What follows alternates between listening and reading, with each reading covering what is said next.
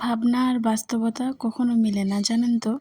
আমি যা চেয়েছিলাম তা পাইনি, আর যা পেয়েছি তা কখনো কল্পনাও করিনি।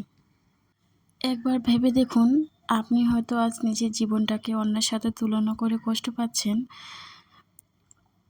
কিন্তু কখনো ভেবেছেন কি আপনার জীবনের গল্পটা আল্লাহ একদম আলাদা করে শুধু আপনার জন্যই লিখেছেন? তাই যা আছে, যতটুকু আছে, সব কিছুর জন্য আল্লাহ তাআলাকে শুকরিয়া। হাই এভরিওয়ান, আসসালামু আলাইকুম। কী অবস্থা সবার? আপনারা কেমন আছেন? আল্লাহর রহমতে আমরাও ভালো আছি। তো আপনাদের সবাইকে ওয়েলকাম আমার নতুন একটা ব্লগে। তো এখন প্রায় 7টার মতো বাজে, আর আমার হাজব্যান্ড কাজ থেকে আসলো, এসে বলছে যে দেখলো আমার মনটা একটু খারাপ, খুবই খারাপ আর কি। বাবুদের সঙ্গে সারাদিন থেকে থেকে আমারও মেজাজটা একটু খিটখিটে হয়ে গেছে। বুঝতে তো পারছেন, তিনটা বাবু আমার, তাদেরকে আমি একাই সামলাই যখন ওই থাকে না। বাট ওই থাকলে আমরা দুজনেই সামলে নেই। আর ও যখন কাজে থাকে তখন কিন্তু আমার খুবই অসুবিধা হয়। তো ওই বললো যে চলো তাহলে তোমাকে একটু ঘুরে নিয়ে আসি। আমি বলছি কোথায়? বলছে চলো তোমার পছন্দের একটা জায়গায়। তো গেলাম, গিয়ে মানে ওখানে ফুচকা খুব ভালো পাওয়া যায় আর কি খেতে। খুবই টেস্ট ওই দোকানটার ফুচকা। বাট গেলাম, গিয়ে দেখলাম যে না, ওই দোকানটা বসেনি।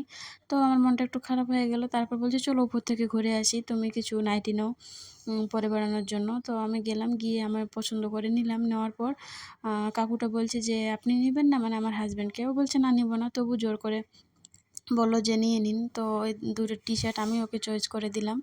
তারপরে বাবুর জন্য, 2 বাবুর জন্য মানে রেগুলার ইউজের জন্য নিয়ে নিলাম আর কি। তারপরে ওই বলছে, আমার হাজব্যান্ড বলছে একটা 3 পিস নিয়ে নাও। তো আমি বলছি আছে তো। বলছে না নিয়ে নাও তুমি, আমি নিলাম আর তুমি নিবে না। তারপরে আমি এখানে নিয়ে নিলাম, ওর পছন্দ মতো নিয়েছি।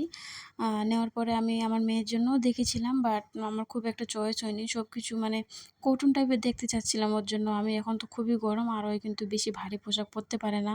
ওই সবসময় কটন কাপড়ই পছন্দ করে আমার মেয়ে। তারপরে ওর পাপা বলল যে ঠিক আছে থাক মা, আমি তোমার জন্য মল থেকে নিয়ে আসবো।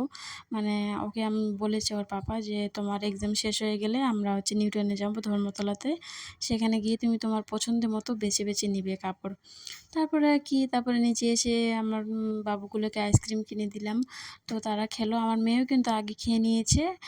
তারপর আমরা কিন্তু নিচেও অনেকগুলো বাজার করেছি, সেগুলো দেখানো হয়নি। বাবুদেরকে সামলে সবথেকে যদি বলেন ডিফিকাল্ট কাজ কী, তাহলে আমি বলবো যে বাবুদেরকে নিয়ে মানে শপিং করা, বাজার করা আর কি। আমি মেয়ের জন্য ক্লিপ নিয়ে নিয়েছিলাম, তারপরে হেয়ার ব্যান্ড নিয়ে নিয়েছিলাম, তারপরে আরও অনেক কিছু নিয়েছি। নেওয়ার পর আমরা এখন খাওয়া দাওয়া করে একদম বাড়ি যাওয়ার পথে। তো আজকের ব্লগটা আপনাদেরকে কেমন লাগলো অবশ্যই জানাবেন। আল্লাহ হাফেজ, আসসালামু আলাইকুম।